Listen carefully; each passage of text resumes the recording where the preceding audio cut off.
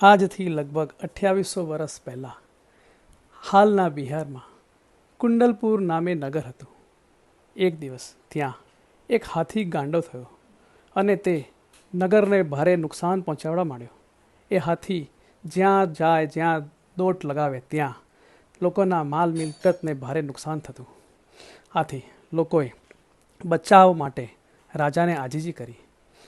રાજાએ તરત જ પોતાના સૈનિકો દોડાવ્યા, પરંતુ સૈનિકો પણ હાથીથી હાર માનીને પાછા ફર્યા. રાજાએ સેનાપતિને દોડાવ્યો, પરંતુ સેનાપતિના હથિયારો સામે પણ હાથી શરણે ન થયો.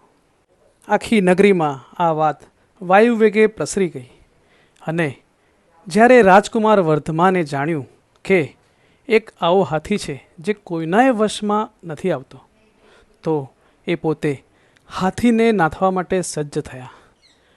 રાજકુમાર વર્ધમાન જેટલા શૂરવીર અને પરાક્રમી હતા, તેનાથી પણ વધુ સંસ્કારી અને ધર્મ ધ્યાનમાં ઉન્નત હતા.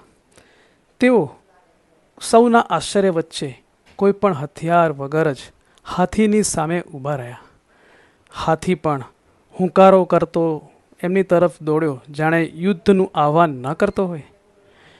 પરંતુ જેમ તે વર્ધમાન મહાવીરની નજીક આવ્યો, તો સ્થિર અડગ વર્ધમાન મહાવીરે હાથીની આંખમાં આંખ મિલાવીને શાંત મુદ્રાથી ફક્ત નિરખ્યા કર્યું. ત્યાં ઉપસ્થિત નગરજનોના આશ્ચર્યનો પાર ન રહ્યો જ્યારે શ્રી વર્ધમાન મહાવીરની શાંત પ્રેમાળ મુખ મુદ્રા જોઈને જ ધમાલી હાથી ક્ષણવારમાં જ શાંત થઈને કોઈ દાસની જેમ ઊભો રહી ગયો, જાણે કોઈએ હજારો બેડીઓથી બાંધી ન દીધો હોય.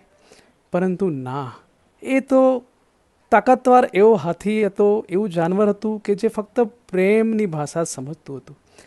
આ વાર્તા હતી જૈનોના 24મા તીર્થંકર વીર અતિવીર ભગવાન મહાવીરની. સૌને સાદર જય જિનેન્દ્ર.